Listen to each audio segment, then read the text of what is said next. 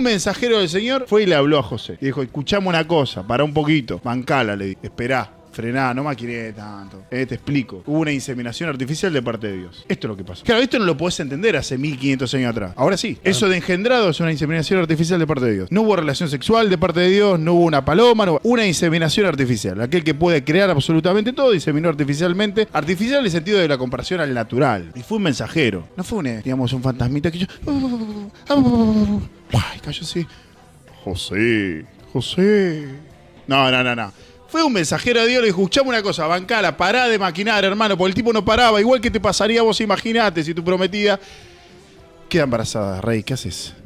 Te volvés loco. Eso fue lo que pasó. Exactamente, y me gusta el contexto actuado. Buenos días, buenas tardes, buenas noches, bienvenidos una vez más a esto que hemos decidido llamar Los Postreros de Adonai, que comienza más o menos así. Shema Israel, Adonai Echad, Adonai Tzidkenu. Shema Israel.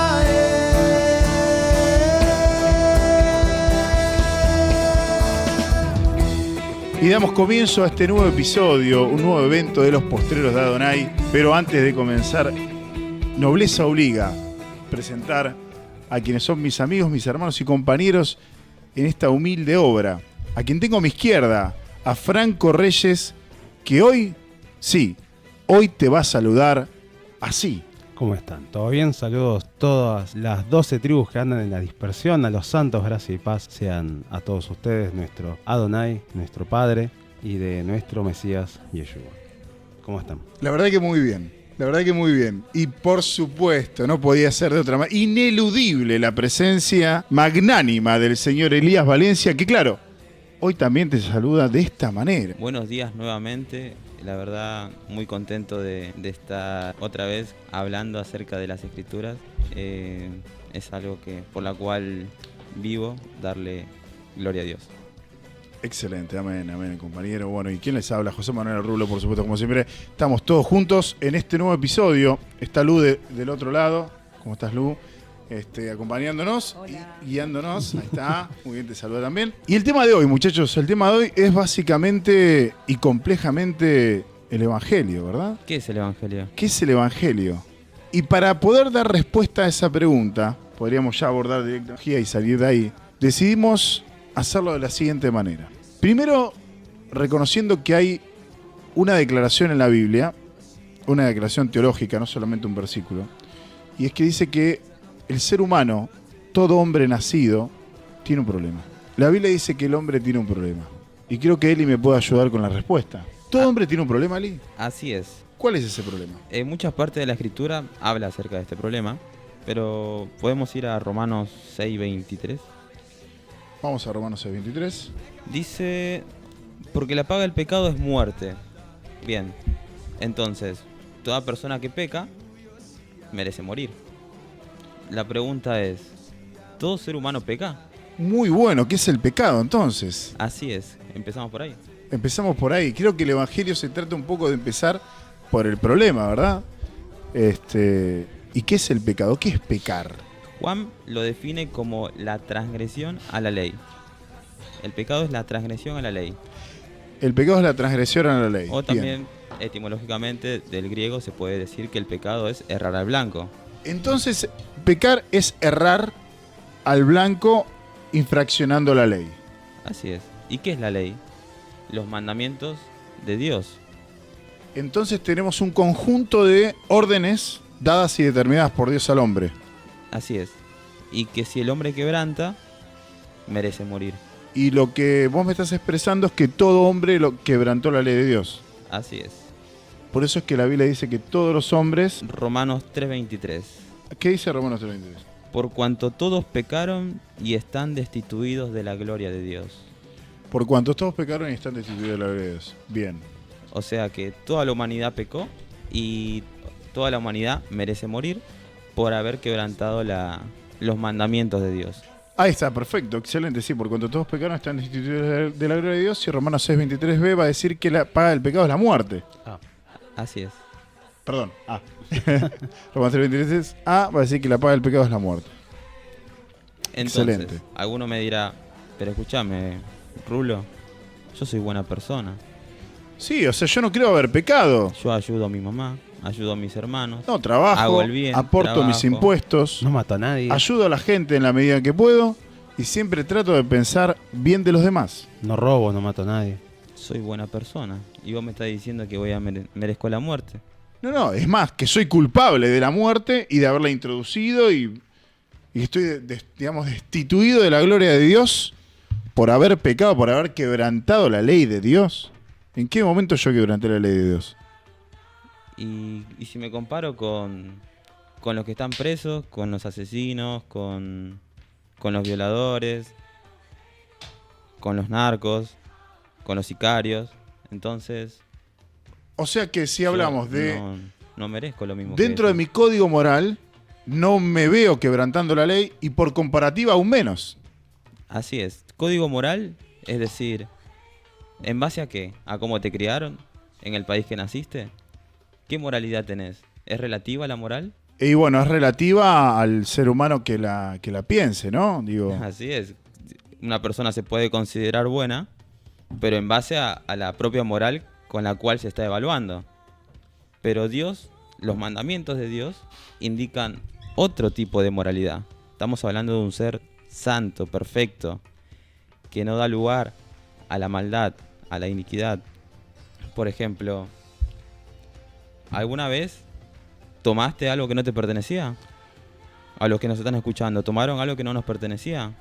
Aunque sea mínimo. Dios, sí. Dios dice, no robarás. Por más que sea cualquier tontera, Aunque te hayas quedado con el vuelto de tu vieja y no le hayas dicho. estás robando. Otro. Dice, ¿alguna vez mentiste para zafar de alguna situación? ¿Una mentira blanca? Cualquier tipo de mentira o una mentira burda.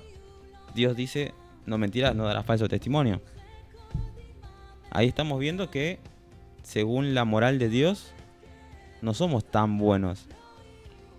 ¿Alguna vez tuviste relaciones sexuales de forma inmoral? ¿Alguna vez adulteraste? ¿Alguna vez fornicaste? Ahí estamos viendo que nos está acusando un poco la moral de Dios. No somos tan buenos como creemos. ¿Alguna vez codiciaste algo que tenía otra persona? ¿Alguna vez deseaste el mal a alguien? ¿Te enojaste con alguien? ¿Has hecho maldades? Bueno, si nos paramos bajo esos términos, todos somos malos, todos somos pecadores y todos merecemos la muerte. O sea que hay una moral objetiva a la cual compararse, eso es lo que me estás diciendo. Una y que, moral absoluta y no relativa como trata de plantar este mundo.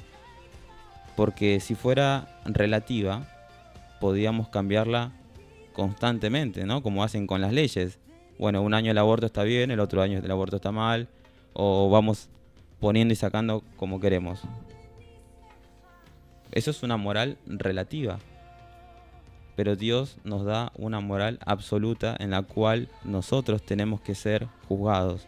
bien, entonces, Así que bueno, ese es el problema que tiene el problema que tiene tengo, la humanidad. que tenemos todos es que vamos camino a la muerte y la muerte es consecuencia de la rotura de los preceptos de Dios. Así es.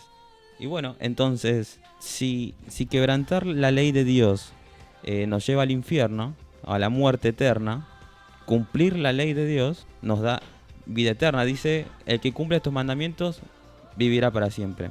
Pero ahí tenemos otro problema. Otro problema más. ¿Vos podés cumplir toda la ley sin quebrantarla? Porque dice que cumpla estos mandamientos vivirá por ellos. ¿Vos podrías cumplirla sin quebrantarla? La verdad que creo que no. Esa es la forma para salvarte. Y bueno, pero no puedo. Y aparte me hace sentir mal, Elías, porque vos estás diciendo que yo soy malo. Sos muy malo y yo también, soy una basura. Pero ¿cómo la Biblia me va a decir a mí que soy malo? Me hace sentir mal. Dañás mi autoestima. O sea, me pongo mal. Y tal vez eso sea necesario para que te des cuenta que tenemos que cambiar. Y que no lo podemos hacer por nuestros propios medios.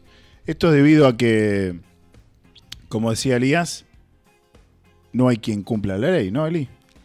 No hay quien pueda cumplirla. No hay justo ni a un uno. Así es. No hay quien entienda, no hay quien haga lo bueno.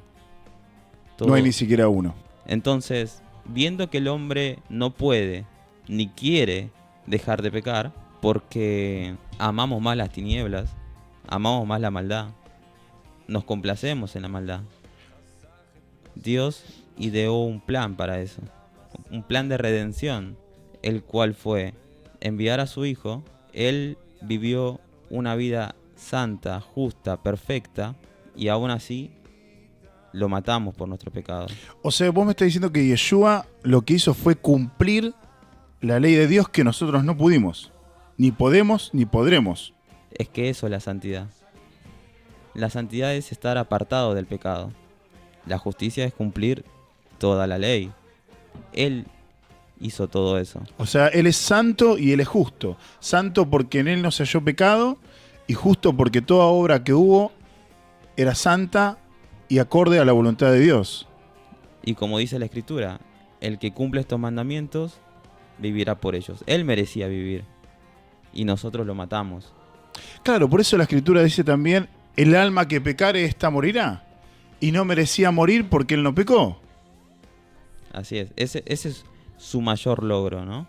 El no haber pecado. De acuerdo. Pero gracias a la muerte, a su crucifixión, Él puede, su vida eterna se imputa a nosotros.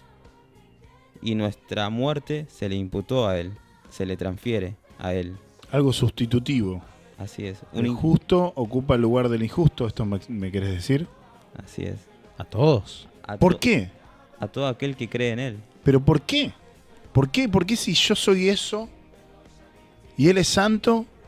Si yo soy prácticamente pecado, Él es santo, ¿por qué el justo por el injusto? ¿No es injusto? Eso es gracia, por amor lo hizo. Entonces la respuesta es el amor. Así es. O sea, vos pasaste de decirme que yo era una basura a decirme que obtengo la vida eterna por amor. De tal manera nos amó Dios que entregó a su Hijo unigénito para que todo aquel que en Él cree no se pierda, mas tenga vida eterna. Pero alguno podrá decir, no, bueno, yo puedo decir creer, pero bueno, yo sigo con la mía. Es que eso no es creer. Él dijo, si me amás, cumplís mis mandamientos.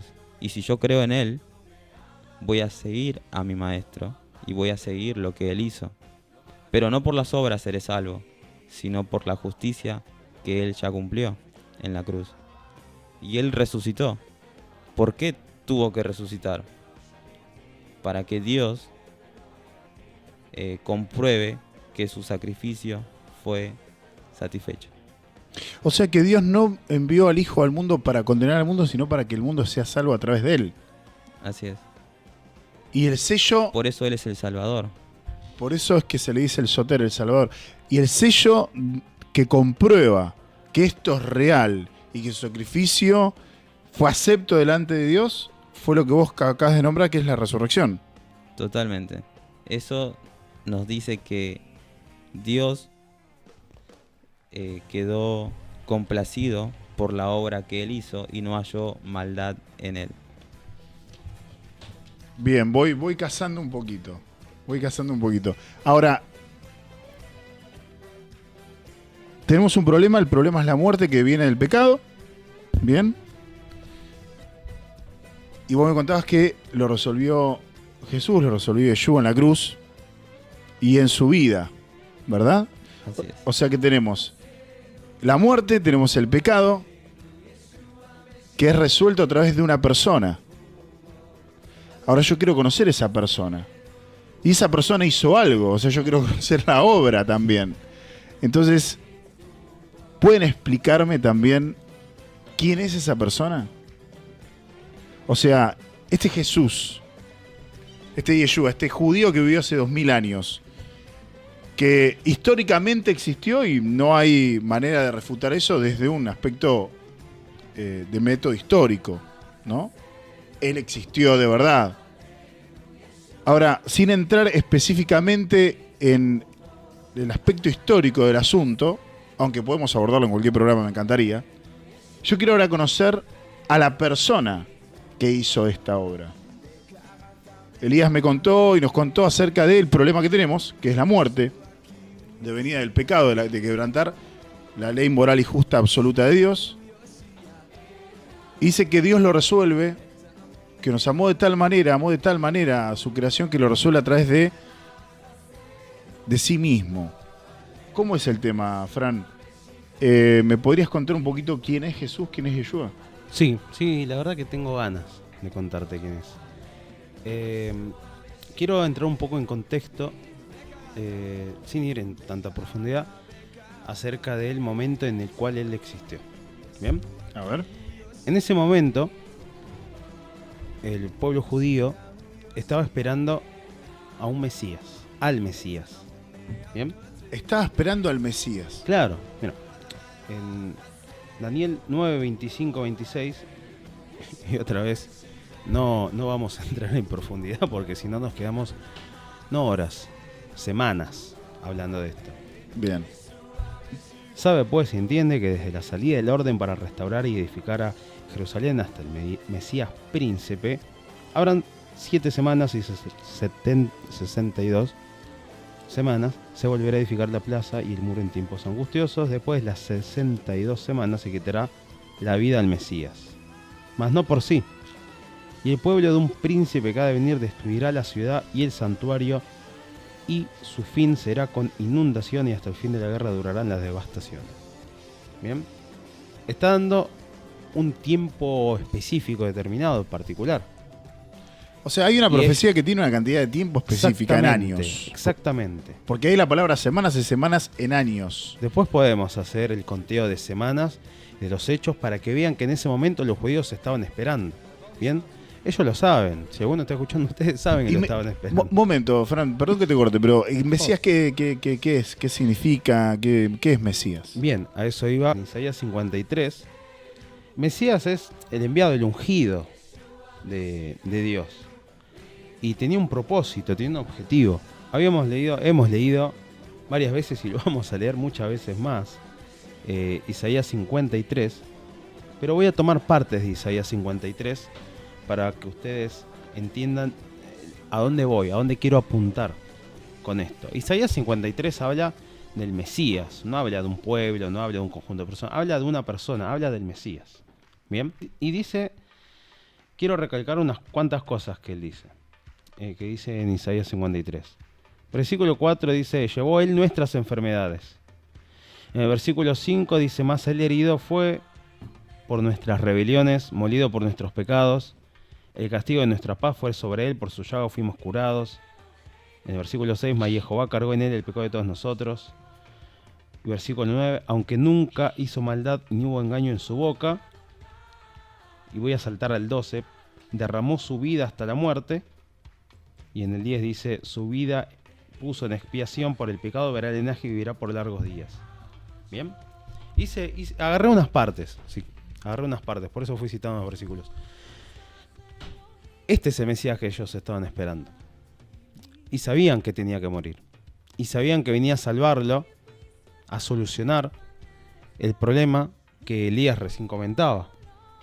Bien. O sea, había un grupo de personas que sí estaban esperando, que sí sabían y aceptaban la profecía tal cual era, bien, y de que tenía que venir un Mesías sufriente, un Mashiach ben Yosef, un Mesías hijo de José en figura, ¿no? Y lo estaban esperando. El hijo del hombre tenía que venir. Exactamente. Sí, lo estaban esperando. Esto es sabido por ellos y por los que investigan un poco. Esto es sabido. Lo estaban esperando. ¿Bien? Estaban esperando al Mesías. Al Mesías. Y sabían que tenía que morir. Bueno. Lo acabamos de leer. Bien. ¿Bien? Esta persona que estaban esperando, que es Yeshua, no es solamente cualquier hombre.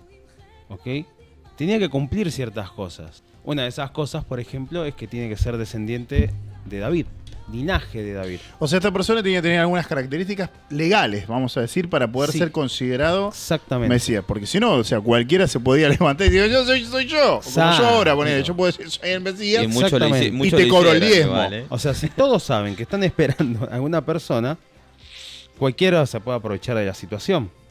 Pero Dios puso unas condiciones, unos requisitos que tenía que cumplir A ver, para saber que era el tirame Mesías. alguno de esos requisitos. Quiero escucharlos. A ver, ¿tenés ahí anotado algo? Sí, bueno, como Mandá un currículum. Claro. Un CV. Vamos a examinarlo. Tenía que tener un CV, tenía que tener un currículum, claro, ¿entendés? mandaban un papiro Claro. complicado de conseguir. Bueno, en pero esa la época. genealogía es una forma de comprobación, digamos. Exactamente. A ver, contame un poquito de eso, me Exactamente. pongo loco. A ver. Descendiente, yo te tiro una. Por A ver, favor, gracias. Por favor, ahí va, vamos con la dinámica. Me gusta, me gusta. pim pom, pa. Vamos despertando. Descendiente de la tribu de Judá. Bien. Primero.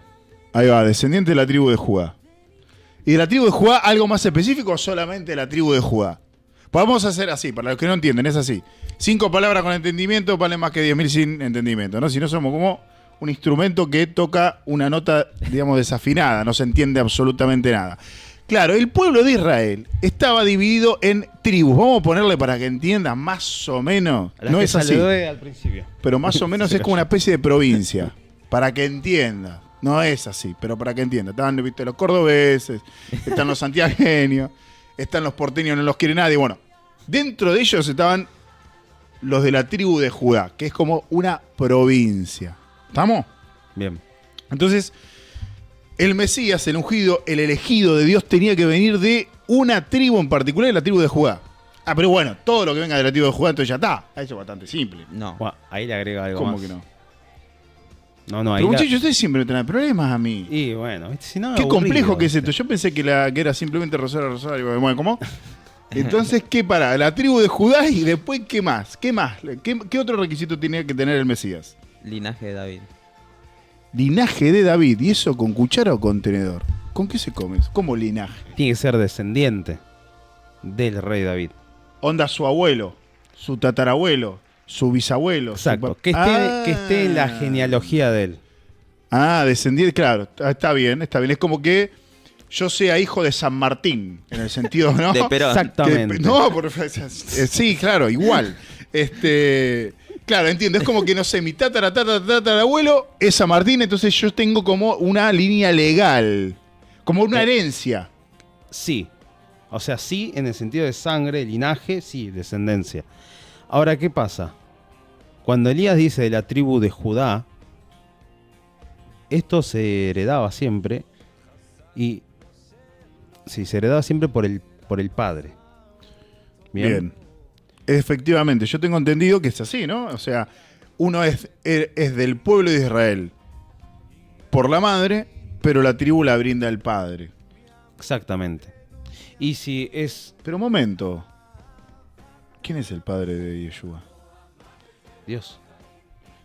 Entonces, si no es José, ¿cómo obtuvo la tribu? No, bueno. ¿Cómo obtuvo Jesús, Yeshua, la autoridad legal de venir de la tribu de Judá si su papá es quien le da la tribu, pero su papá es José, pero en realidad es su papá adoptivo? Exactamente. Porque entiendo que del linaje de David es porque es hijo de Miriam, María, sí, le cambiaron el nombre. Miriam, Mira, leíste, o sea, por la carne viene, o sea, es descendiente de David por María. Leíste en la tecla. Como si leyeras un poco la Biblia, mira. Explícamelo, Joseph, porque el se me enfría el padrastro. mate. Joseph, el padrastro, adopta. Dice, sí, bueno, acepta, entiende. A ver, recordemos que Dios le habla, le muestra a Joseph que lo que le decía Miriam era cierto. ¿Bien? ¿Qué decía Miriam? ¿Qué decía Miriam? Que Miriam decía, vamos a la escritura. mejor. Eso. Porque vamos. no quiero estar. Voy con vos. No quiero confiar Pero en abrí mis la Biblia, la capacidades. tenés al lado tuyo, la de tu tía Tota, tu tía Norma, Todos tenemos una tía tu Tota. abuelo Don Beto. Todos. Tomá mate, Mirá. hermano. Vivo Tomá acá. mate. Grande, Lu, vamos. Los Biblia últimos virtual tiempos. tengo yo acá. Excelente. Toda escritura vale. Perfecto. Bueno, ¿qué tenemos? A ver, ¿a dónde estoy? ¿A qué parte de la Biblia voy? No, vamos a Mateo. Nuevo primero. Testamento. Sí, Nuevo Testamento, el primer libro de Nuevo Testamento, ¿no? sí. Mateo. Mateo. Pará que llego, Abrí la... Vamos a Mateo Sí, 20 directamente. Vamos Mateo al capítulo 20. Perfecto. ¿Qué dice Mateo capítulo 20? 1.20, perdón. perdón, discúlpame. No, mala mía. 1.20, vamos, volvemos. Ven. Esto igualmente se edita. Sí, Y después claro. no se edita. Y Después no se edita y sale. y después escuchando el podcast, pero esto no tenía que cortar. ¿Qué pasó? Es que el encargado de eso soy yo y soy bastante malo para esas cosas. Acá estoy. Mateo, capítulo 1, versículo 20. Estoy con Sí. vos. Dice, y pensando en él, habla de José, él en esto, he aquí un ángel del Señor le apareció en sueños y le dijo, José, hijo de David, no temas recibir a María, tu mujer, Miriam, porque lo que en ella es engendrado del Espíritu Santo es, y dará a luz un hijo y llamarás a su nombre Yeshua, porque él salvará a su pueblo de sus pecados. A ver, ¿puedo hacer una pequeña aclaración para Sí, que se siempre, entienda mejor el siempre, pasaje? por favor. Cuando dice ángel, nosotros traducimos la palabra ángel porque hay una cuestión cultural y un peso de argumento de parte de los religiosos. Eso significa mensajero. Entonces, mirá cómo cambia un poquito la cosa si yo te lo leo así. Mirá cómo una simple palabra cambia la cosa. Dice, y pensando él en esto, José, acerca de que María, Miriam, había quedado embarazada y no había sido él. Entonces el chabón quedó regulando. Me dice, che, está embarazada mi prometida y no fui yo, Con una paloma. Claro, quedó preocupado. Y él en ese momento ni pensaba que podía llegar a haber una intervención divina. O sea, nadie lo pensaría. O sea, ahora, ¿qué sucede? Estaba él regulando esto, regulaba, maquinaba, en el hecho de que su mujer había quedado, su prometida había quedado embarazada. Imagínate cómo estaba el tipo, ¿no? Bueno, porque poco se habla de este hombre. Dice, y pensando él en esto, tan poético, ¿no? El texto de Mateo, lo amamos. Y aquí, un mensajero del Señor. Bien, un mensajero del Señor fue y le habló a José. Y dijo, escuchame una cosa, pará un poquito. Bancala, le dijo. Esperá, frená, no maquiné tanto. Te explico. Hubo una inseminación artificial de parte de Dios. Esto es lo que pasó. Claro, esto no lo podés entender hace 1500 años atrás. Ahora sí. Eso de engendrado es una inseminación artificial de parte de Dios. No hubo relación sexual de parte de Dios, no hubo una paloma, no hubo una inseminación artificial. Aquel que puede crear absolutamente todo, inseminó artificialmente. Artificial en el sentido de la comparación al natural. Y fue un mensajero. No fue un fantasmita que yo... Ay, cayó así. José. No. Fue un mensajero de Dios, le dijo, escuchame una cosa, bancala, pará de maquinar, hermano, porque el tipo no paraba. Igual que te pasaría a vos, imaginate, si tu prometida queda embarazada, rey, ¿qué haces? Te volvés loco. Eso fue lo que pasó. Exactamente, y me Entonces, gusta el contexto actuado. Cuando él acepta, acepta a su mujer y acepta a Yeshua como hijo, lo adopta. Lo adopta. Pero para, porque Elías a mí me dijo, y esto ahí quiero que me lo aclaren, porque Elías a mí me dijo que hay un código moral de parte de Dios y que si yo lo rompo, es pecado y muero. Entonces, ¿vale esto de que haya sido adoptado para darle la tribu? O sea, no hay ningún mandamiento que diga, escúchame, no podés, si adoptás no le das la tribu. O sea, es como que naciera alguien acá y yo le doy el DNI porteño. O sea, ¿hay algún mandamiento que contradiga el hecho de que la adopción le da a la tribu? No, absolutamente ninguno. Era posible y de hecho se hizo. O sea que entonces lo que está diciendo Mateo acá es que él tiene, que Yeshua tenía la autoridad legal. Exactamente, sí, legal porque tiene tribu de Judá y de sangre porque es descendiente por parte de madre, de Miriam. Miriam es de David. María. Miriam, sí. Sí, O estamos sea, acostumbrados tiene a esos nombres doble reales. descendencia de Judá, de parte de Miriam y de parte de José. Bien, o sea, tenemos una descendencia por sangre y carne de parte de Miriam, una ascendencia de carne y sangre por parte de Miriam y una ascendencia legal de parte de José. Exactamente. O sea, él Sí. al adoptarlo le da su derecho, porque claro, no podía existir una persona que no tuviese tribu. Es como que vos digas acá, bien, ¿dónde nació su hijo, señor? Y nació en la provincia sin nombre. No puede existir eso. En alguna provincia naciste, campeón, Exacto. ¿no? Esto es lo mismo. Y los judíos lo sabían. Y lo acusaron de varias cosas, pero una de las cosas que nunca lo acusaron, que podrían haberlo hecho fácilmente, si es que no se podría heredar tribu de un padrastro, nunca le dijeron que no eran de ahí. Nunca le dijeron no sos descendiente de rey David y no le dijeron no tenés tribu de Judá. Lo han acusado de otras cosas. Excelente. Lo acusaron hasta de ser hijo de fornicación. Lo acusaron de borracho, de glotón. Pero nunca lo acusaron de no pertenecer al pueblo. De no cumplir Exacto. el requisito para ser el Mesías. Y esto tiene más peso, o sea, esto hubiera sido más grave inclusive para ellos, porque lo hubieran descalificado al instante. Bueno, entonces sabemos que es un hombre, pero igualmente hay algo que no entiendo. Perdón, que me ponga así, pero Perdonado. es como que Elías me subió mucho la vara, ¿viste? Y Es entonces, algo te hiciste muy legalista particular. ahora. no, pero ustedes me dijeron que si yo no cumplo, peco. Y si peco, muero. Ahora, Elías me dijo que no hay justo ni aun uno. Dijo que todos pecamos. Y Jesús es un hombre. Sí, Entonces, si todos pecamos y Jesús es un hombre, entonces Jesús también pecó. Porque es un hombre. es Dios hecho O hombre. esa... ¿What? Es Dios hecho hombre. O sea que no solamente es hombre, sino que también es Dios. Hecho hombre, sí. Y lo aclaro porque yo sé que puede generar confusiones. Bien, entonces, o sea, ¿es un hombre que se hizo Dios? ¿O es Dios que decidió hacerse hombre? ¿Cómo sería la mano? La segunda. Es Dios que decidió hacerse hombre. Sí, exactamente. O Así sea, es es. como que agarró un Vino- avatar. Vino como un hombre. Una skin. Vino como un hombre hizo- porque... ¿Qué dijo Elías? Recién, ¿qué leyó Elías? ¿Qué leímos junto a él? Romanos 3:23, por cuanto todos pecaron. ¿Quiénes son todos? Está hablando del hombre. Si el hombre peca, el hombre debe pagar. ¿Bien? No es que lo hizo, bueno, porque sí. Tiene un porqué.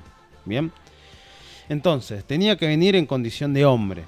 Tenía que ser en ese tiempo. Tenía que ser del linaje de David, de ambas partes. De padre, de madre. Hasta acá lo va cumpliendo. ¿Bien? También quiero aclarar algo muy, vamos a decir, capaz poco, o desde mi perspectiva, muy poco analizado, muy poco pensado. Cuando él se acerca, y acá sí voy a usar más la escritura, voy a pedir un poco de ayuda a mis compañeros. Ahí puede ir a Mateo 3:14, Sí, 17. señor. Allí me dirijo. Cuando en Mateo, ¿lo lees? Sí. Mateo 3:14 al 17. 3:14 al 17, por favor. Perfecto, excelente. Dice: Mas Juan se le oponía diciendo: Yo necesito ser bautizado por ti y tú vienes a mí. Pero Yeshua le respondió: Deja ahora, porque así conviene que cumplamos toda justicia. Entonces le dejó. Y Yeshua, después que fue bautizado, subió luego del agua, y aquí los cielos fueron abiertos, y vio al Espíritu de Dios que descendía como paloma y venía sobre él. Y hubo una voz de los cielos que decía: Este es mi hijo amado, en quien tengo complacencia. Perfecto. En quien tiene complacencia. Me encanta. ¿Puedo dar un poco de contexto? Siempre, por por favor, hermano. Por favor. El bautismo de Juan viene de un bautismo judío que se hacía solamente a los gentiles. Pero Juan el Bautista, se lo estaba haciendo a los judíos, que tenían que arrepentirse y limpiarse de los pecados que estaban haciendo. Entonces, la gran pregunta acá con el tema de Jesús, con Yeshua: si él no pecó, no tenía pecados por el cual arrepentirse, el cual purificarse, entonces, ¿por qué tuvo que bautizarse?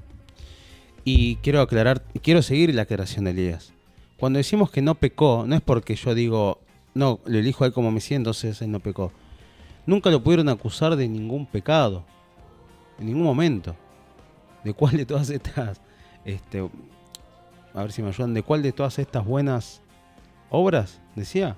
Sí, ¿de cuál de todas estas buenas obras se me acusa? Se me acusa. Y cuando lo quieren juzgar, no encontraban pecado en él. De lo único que han querido acusarlo más es que él blasfemaba al hacerse Dios, pero como hemos dicho, él es Dios hecho hombre. No estaba mintiendo, estaba diciendo la verdad. Entonces él no pecó. No han encontrado una acusación certera de pecado ¿Por en él. qué tuvo que bautizarse entonces? Bien, Si él no pecó, gracias. él no tendría. Por eso Juan le dice, Claro, porque dice, vengan y arrepiéntanse que el reino de Dios se ha acercado. ¿Por qué? Si Yeshua no pecó, hasta ese momento por lo menos, después vamos a ver lo demás, tiene que bautizarse con Juan. Y encima Juan lo reconoce y dice, yo necesito ser bautizado por ti y tú vienes a mí, le dice Juan.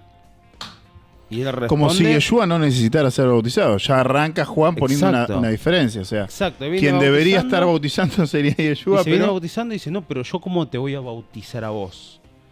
no se entiende. Deja ahora, responde Yeshua, deja ahora, Jesús, deja ahora porque así conviene que cumplamos toda justicia. ¿Qué quiere decir esto? ¿Por qué hay que bautizar? ¿Por qué lo tiene que bautizar?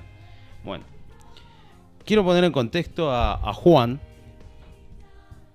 como dice en Lucas 1.5, que él era descendiente de Aarón. Y acá también es descendiente de Aarón de ambas partes. Mirá qué loco. Dice, hubo en los días de Herodes. Pero no se espero. 1.5, ¿verdad? Sí, Lucas 1.5. Perfecto. Sí, vamos a ver. Hubo en los días de Herodes, rey de Judea, un sacerdote llamado Zacarías, de la clase de Abdías, y su mujer era de las hijas de Aarón y se llamaba Elizabeth. Elisheba. Bien. Estos eran los padres de Juan. Eran levitas, descendientes de Aarón. O sea que Juan el Bautista era levita. ¿Y qué tiene que ver esto?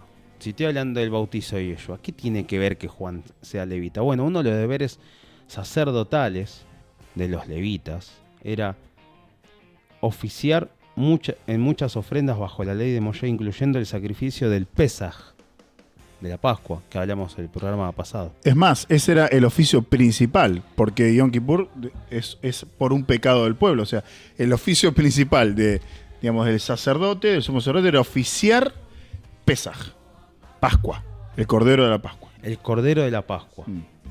Es como que Yom Kippur se metió ahí, lo metimos con el erramo, todo junto el erramo. Entonces Dios, para no tener que impartir la justicia que nos hablaba Elías, hizo que pagara para cubrir, para frenar su justicia, para que no nos matara, para que no nos eliminara, para que no quitara el error del sistema, como para que entiendas.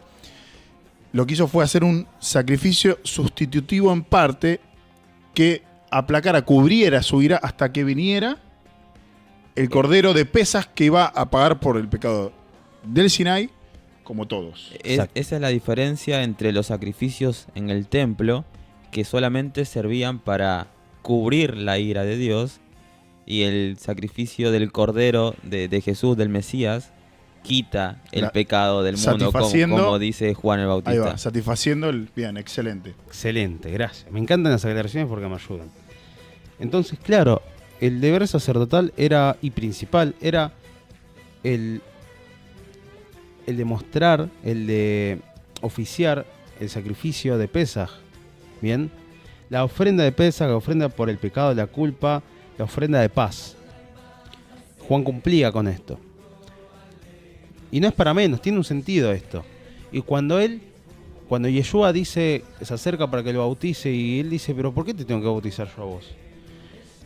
Claro, porque él tenía que ser contado con los pecadores, aunque él nunca pecó.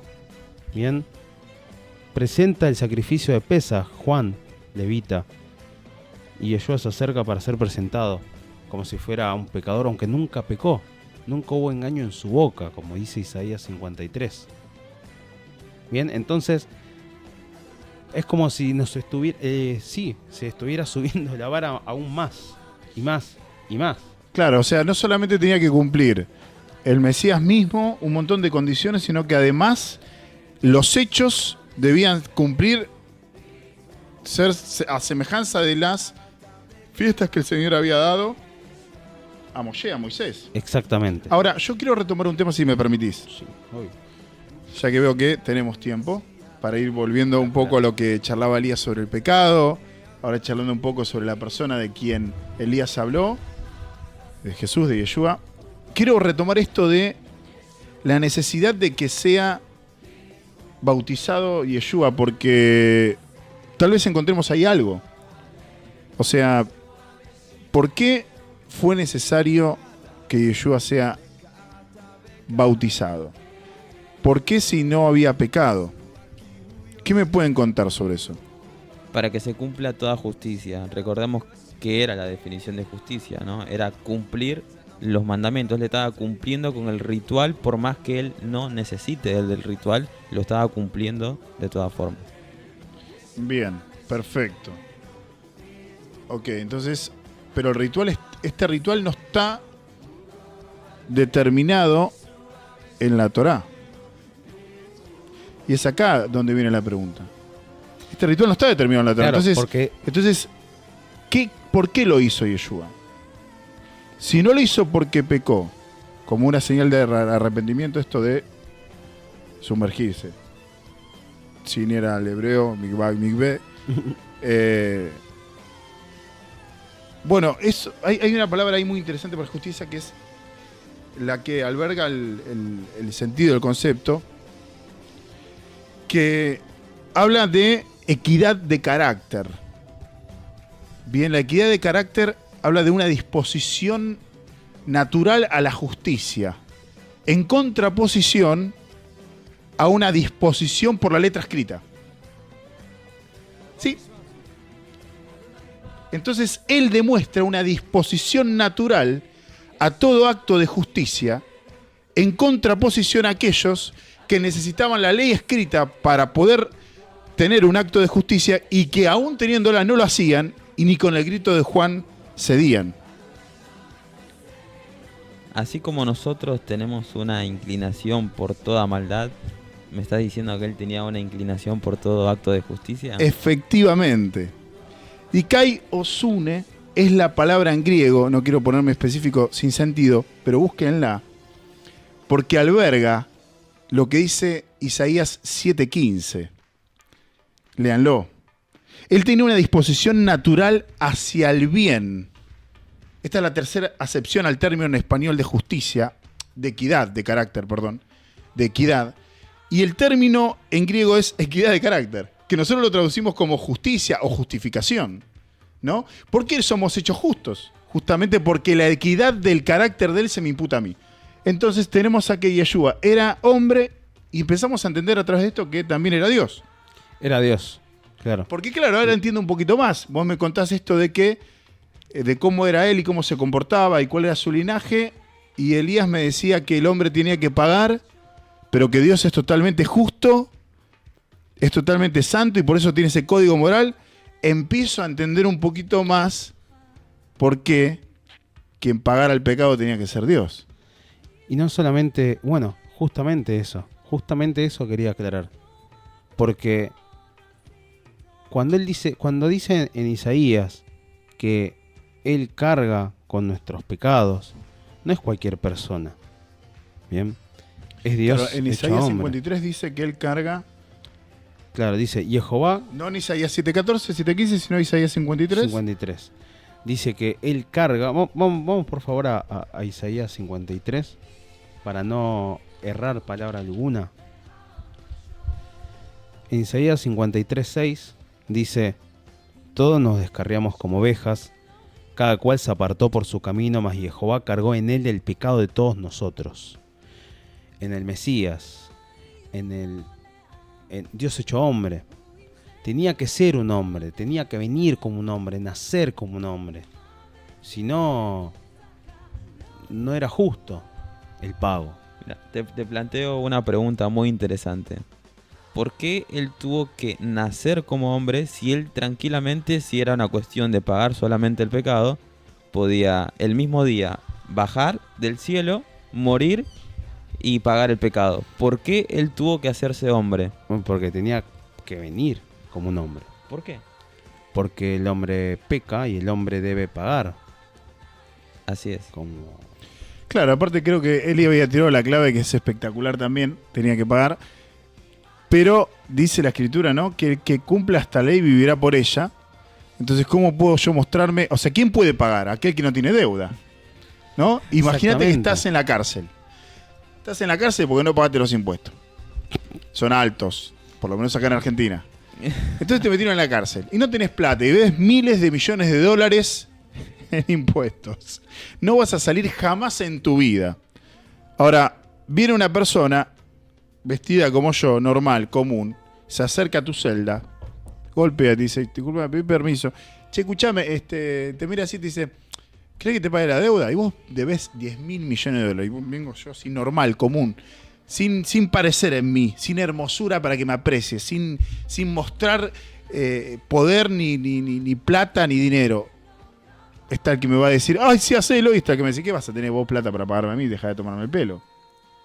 Entonces, vemos que él vino y cumplió la ley de Dios, que es lo que vos decías, no pecar. No pecó. Y no pecó. Vino y era necesario que un hombre no pecara, ¿no? Sí, él fue santo, como dije, y justo. Es decir, estuvo apartado de todo pecado y él cumplió los mandamientos. Y eso es lo que se llama la doble imputación que hizo él por nosotros en la cruz. Por eso él tuvo que hacerse hombre para poder hacerlo y no solamente bajar y pagar el pecado. O sea que el que tuvo la acepción de la vida eterna, quien era acepto para tener vida eterna, lo matamos. ¿O no? Totalmente. ¿No? Me estabas diciendo eso, que tengo como una él fue pregunta. santo y justo. Me encanta. Entonces, ¿cómo reconciliás el sufrimiento con la idea de un Dios amoroso y justo? O sea, agarrándome lo que dijiste recién. Me encantó. Es la pregunta que esperábamos. Porque justamente parece haber una evidente contradicción entre un Dios que es amor y aquel Dios que mata, destruye la vida y cuelga de una cruz a su propio hijo. Suena intuitivamente contradictorio.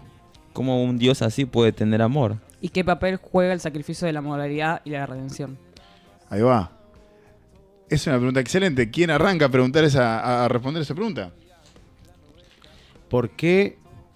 Claro, acá hay una intuitivamente una aparente contradicción, ¿no? Yo tengo un Dios que es amor, pero de repente es un Dios que mata,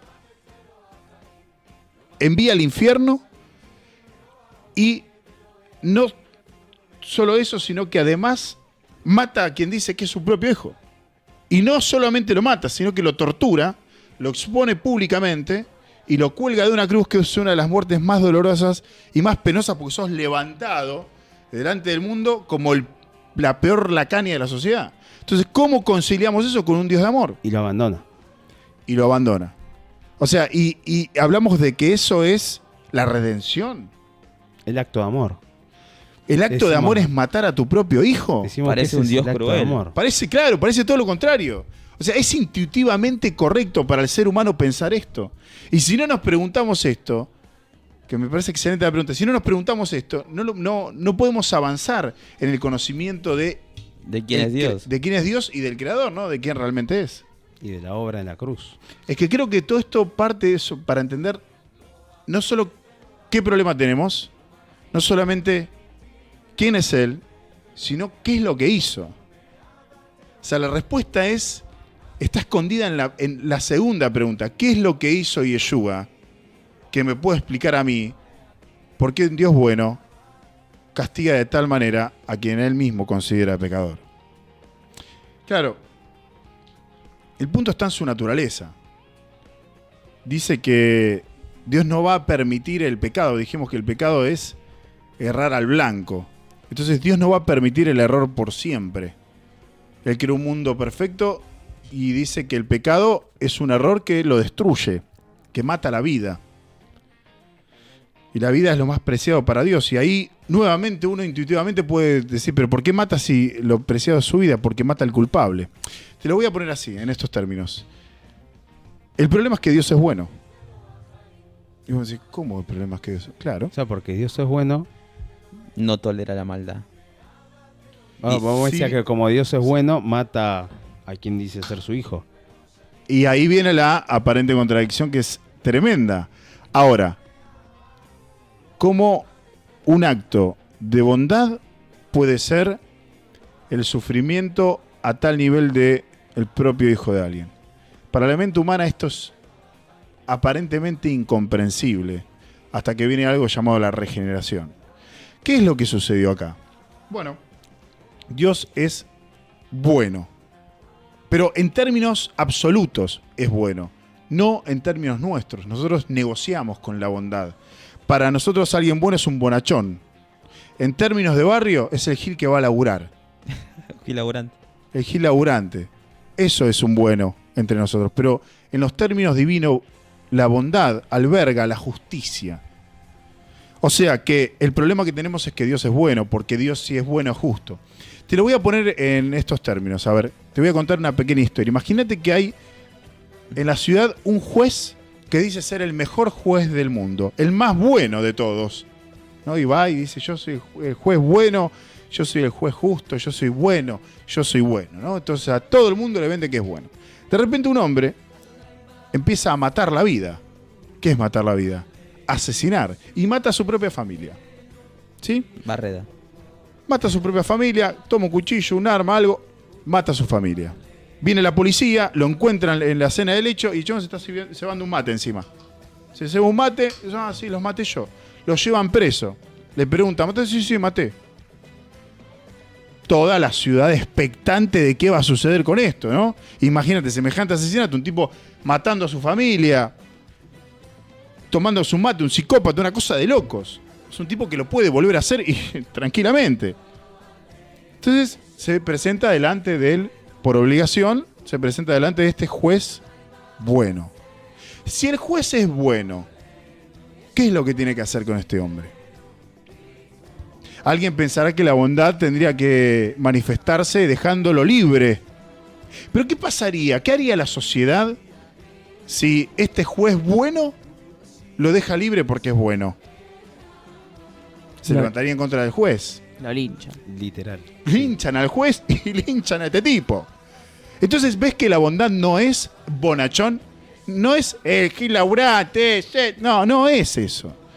La bondad alberga la justicia. Lo que pasa es que nosotros no lo entendemos. Entonces, cuando nosotros medimos en base a nuestra propia justicia, nuestra propia bondad, aparece una aparente contradicción. Pero Dios es absolutamente bueno y absolutamente justo. En Él no hay, no solo pecado, no hay sombra de variación, no hay ni siquiera un cambio en su pensamiento, no hay error en Él. Entonces, acá empezamos a entender un poquito más de que Él no va a permitir por siempre el error. Tiene un espíritu laxo, hay longanimidad en Él, es como un chicle su espíritu. Es como que, a ver, para que entienda, es como que se la banca. ¿Me entendés?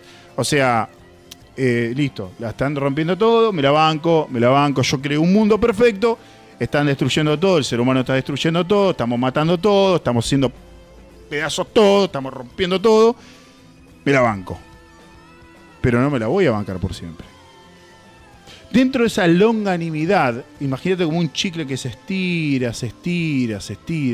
Esa es la tolerancia de Dios frente al hombre que mata la vida. Porque vos sabés que matamos la vida. ¿O no? En esa longanimidad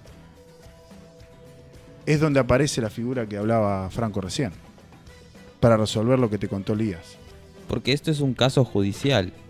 Lo que hace Jesús, lo que hace Yeshua, es mantener la justicia perfecta de Dios y a la vez expresar su amor para un plan de redención para el ser humano, porque no había otra forma de que el ser humano pueda ser salvo. Claro, justamente, él tiene que cumplir su propia justicia, o sea, no puede ir en contra de él mismo. Y es acá donde atributos de él como un amor absoluto, una justicia absoluta y una ira absoluta, porque, digamos, quien es totalmente justo necesita poder expresar su justicia y para eso tiene que tener el monopolio de la fuerza. Bueno, ese es el creador. Es quien tiene el monopolio de la fuerza y también tiene el derecho legal por ser completamente justo, santo, y puede impartir justicia. Entonces, al empezar a entender cómo es su naturaleza, podemos entender lo que pasó. En esa armonía de un ser completamente amor, completamente justo, y quien tiene digamos, el monopolio del poder, es donde empieza a expresarse la persona de Jesús. de Yeshua. Mira, en Romanos capítulo 7, versículo 21 en adelante dice, hablando el hombre de sí mismo, dice así: así que yo queriendo hacer el bien, hallo esta ley, que el mal está en mí. O sea, el hombre, nosotros, queriendo hacer el bien, la verdad es que siempre le erramos. O sea, porque somos perversos, estamos pervertidos, y porque queremos, hacemos el mal también. O sea, por ambos lados estamos mal. El 22 dice, porque según el hombre interior, me deleito en la ley de Dios. O sea, hay personas que conocen la ley de Dios y la aman y se deleitan en esa ley moral. Y es como una lumbrera en su camino, porque lo guía a sus pies hacia la rectitud. 23, pero veo otra ley en mis miembros, que se revela contra la ley de mi mente y que me lleva cautivo a la ley del pecado que está en mis miembros. O sea, lo que está diciendo la Escritura es que el ser humano juega con la justicia. Sabe en su hombre interior lo que está bien, pero hace lo que le place, lo que le plazca. Si quiere, peca. Si no quiere, no peca. Bueno, eso en Dios no existe. Dios siempre hace lo que quiere. Nosotros hacemos lo que nuestro cuerpo desea y nuestra mente pervertida nos lleva. Somos esclavos de nuestro vicio, de nuestra adicción, que son los placeres que matan. 24 dice, miserable de mí, ¿quién me librará de este cuerpo de muerte? ¿Quién me va a redimir? ¿Quién me va a sacar? Dice el 25, gracias doy a Dios por Jesucristo, Señor nuestro, por Yeshua, el Mesías, Señor nuestro. Ya va haciendo un resumen, Pablo, de lo que iba a pasar. Dice, así que yo mismo con la mente sirvo a la ley de Dios, mas con la carne a la ley del pecado. ¿Ves? Está claro. Una parte de nuestra mente, aquellos que creemos en la ley de Dios, ni siquiera estoy hablando de aquellos que no creen, aquellos que creemos en la ley de Dios, aún estamos sujetos a ser pecadores y hasta complacernos en el pecado a medida que vamos en un proceso de santificación. En el 8.1 de Romanos en adelante va a decir así: ahora pues, ninguna condenación hay para los que están en el Mesías Yeshua, los que no andan conforme a la carne, sino conforme al Espíritu. Aquellos que tratan de cumplir la ley a través de su mente. Porque la ley del Espíritu de vida en el Mesías Yeshua me ha librado de la ley del pecado y de la muerte. Y el versículo 3 me parece espectacular. Escuchá lo que dice. Dice, porque lo que era imposible para la ley, este código moral, ¿sí? Era imposible que nosotros lo cumplamos, porque lo que era imposible para la ley, por cuanto era débil por la carne, o sea, la ley de Dios no es débil en sí misma, sino que su efectividad se hizo débil por mi culpa, porque viste que usamos un término dikaiosune, que es una equidad de carácter, una predisposición natural a la justicia que no la tenemos, nosotros que no queremos, no nos gusta. Bueno, aún escrita la ley, no nos predisponemos a cumplirla y hacemos débil su efectividad. O sea, este código moral de Dios no se pudo cumplir porque nosotros decidimos quebrarlo. Claro, o sea, perdón. Sí, no, o sea, la ley entonces no es la causa del pecado, sino como que te da a entender de que el pecado es naturaleza humana. Exactamente. La ley trae a luz el pecado. Es como si fuese una linterna que te muestra que el problema sos vos. O sea, la ley es espiritual y buena, pero el pecado se aprovecha de la ley para producir más pecado, ergo, muerte. Cerramos acá. Ah, ya está, chicos. Me retiro. Cerrame el estadio. Los genios. Porque el versículo 3 dice, porque lo que era imposible para la ley, por cuanto era débil por la carne, Dios, enviando a su Hijo en semejanza de carne de pecado, y a causa del pecado, condenó el pecado en la carne. Y alguno me puede decir, ¿what? ¿Con cuchara o con tenedor? Claro, lo que está diciendo es esto, es espectacular. Mirá, dice, por cuanto era débil la carne, por nosotros, Dios enviando a su Hijo en semejanza de carne de pecado. Es lo mismo que yo te diga, la NBI va a decir, en condición semejante a la de un hombre pecador. O sea, Dios, en Filipenses, capítulo 2, del 6 al 8, va a decir que Él se despojó. Mira, te lo leo rapidito. Raúl. Dice así, raudo. El cual, siendo en forma de Dios, hablamos de Yeshua, no estimó el ser igual a Dios como cosa que aferrarse. O sea, Él siendo Dios dijo, oh, yo soy Dios, entonces me quedaré aquí en mi aposento alto, en mi poltrona, y me quedo acá cómodo y que el mundo se destruya, total. Ellos mismos lo rompieron. No. El cual siendo en forma de Dios, no estimó el ser igual a Dios como cosa que aferrarse, sino que se despojó a sí mismo, tomando forma de siervo, hecho semejante a los hombres. Y estando en la condición de hombre, no sé si voy a poder leer esto sin llorar, y estando en la condición de hombre se humilló a sí mismo, haciéndose obediente hasta la muerte y muerte de cruz. O sea, Dios se humilló a sí mismo. O sea, se humilló delante de Él mismo, porque no hay nadie superior a Él, y se hizo hombre, se despojó de su gloria. Claro, se hizo dependiente de Él mismo, Yeshua. Por eso Él decía que se había hecho dependiente del Padre, que venía del Padre, no en su nombre, y que hablaba solo lo que el Padre le decía, porque Él se despojó de su gloria. Vino en debilidad humana, para que entiendas la obra de Él. Para que entiendas esto, Él vino despojándose de su poder de Dios y se hizo completamente hombre. Completamente hombre. En semejanza de carne de pecado, igual que yo. Y dice Lucas 4:4 que fue tentado en todo, ¿eh? En todo, al igual que yo. La diferencia está en que Él no pecó. Por eso es el segundo Adán. Y este segundo Adán del que habla 1 Corintios capítulo 15 es el que viene, como decían mis amigos y mis hermanos, a reemplazarme a mí. Y en esto se muestra el amor de Dios. En que siendo aún nosotros enemigos de Dios, el Mesías murió por nosotros. Dios, como el hombre no quiere ni puede dejar de pecar, en lugar de, como la historia que te contamos, en lugar de condenarme por mi culpa, así como en la historia que te conté, esa pequeña parabolita que te dice sobre el hombre que mata a su familia y va frente al juez bueno, el juez bueno a mí, en lugar de condenarme para siempre a la muerte, lo que hizo fue regenerar mi mente para buscar la justicia, pero a través del pago que hizo su hijo. Su justicia no quedó sin saldar. Alguien pagó. ¿Me comprendés? Por eso dice, de tal manera amó Dios a su creación, al león, al mundo.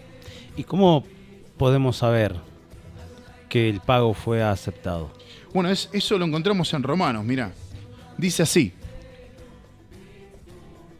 Romanos capítulo 8, versículo 29 en adelante, dice, porque a los que antes conoció, también los predestinó para que fuesen hechos conforme a la imagen de su Hijo, para que Él sea el primogénito entre muchos hermanos. Dice que escogió, y ahora lo vamos a ver un poquito más. Versículo 30 dice, y a los que predestinó, a estos también llamó. ¿Predestinó a qué?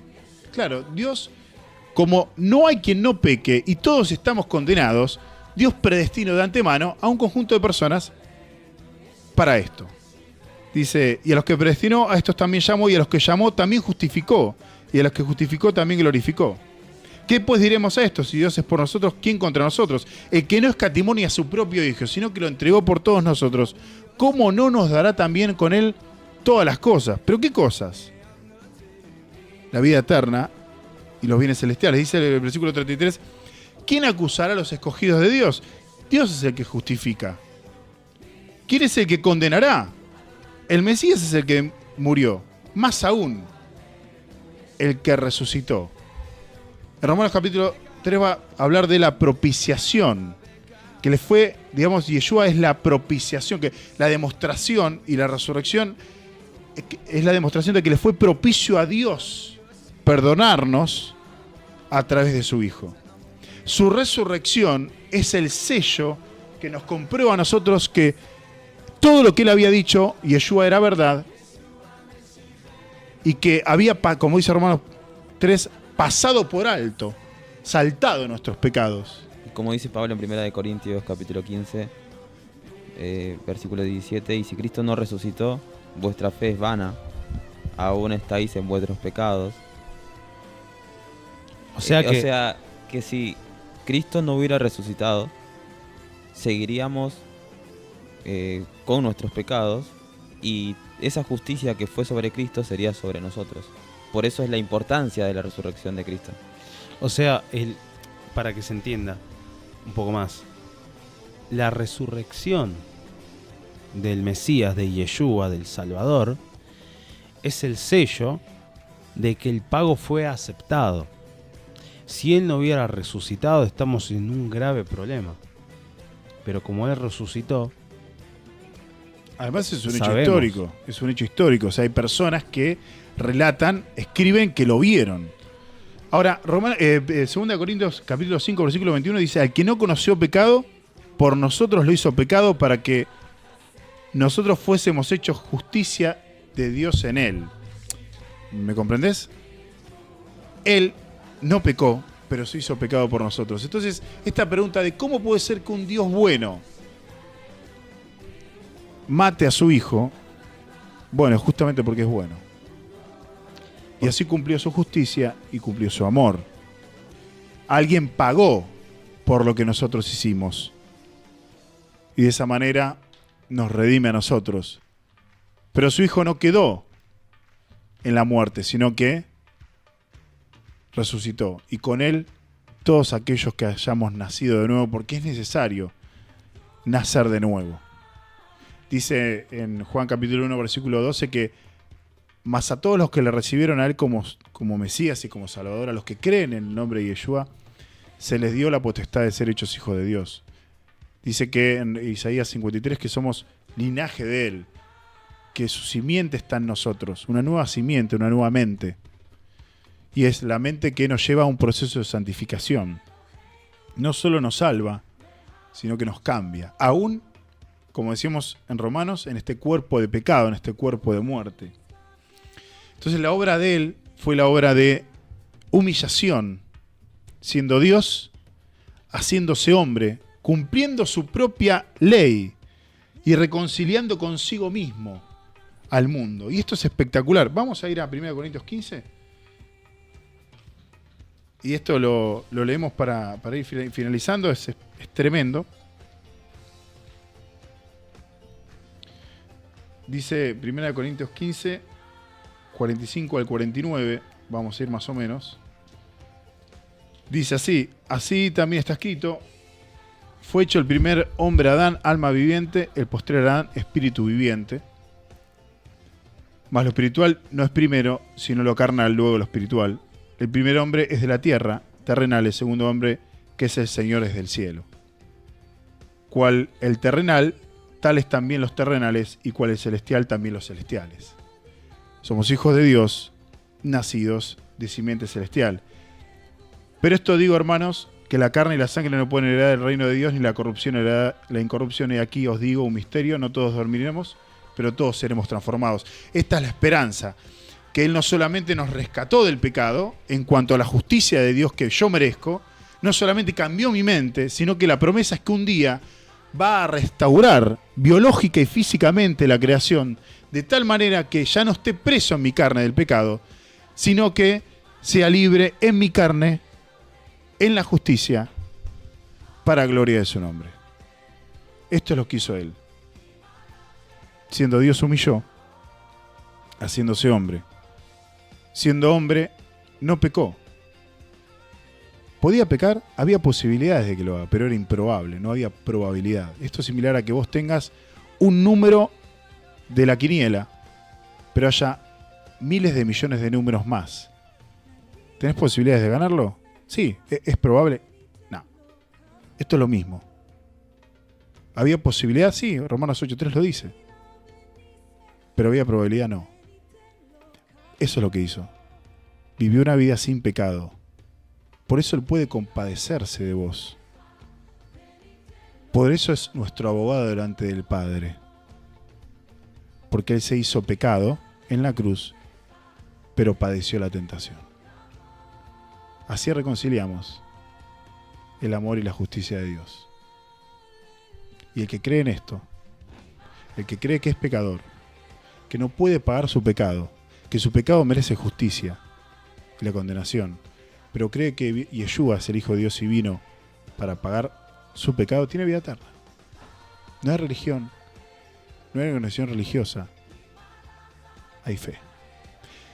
Recomendanos, calificanos y pasar este video a aquel que piense igual y necesita una palabra de aliento, pero también compartir este video a aquel que no piense igual que nosotros, para que se contacte. Y acá hay una silla que está libre para todo aquel que quiera venir a compartir con nosotros. Que Dios los bendiga y hasta la próxima. La Dios los próxima. bendiga. שמע ישראל, אדוני אחד, אדוני צדקנו. שמע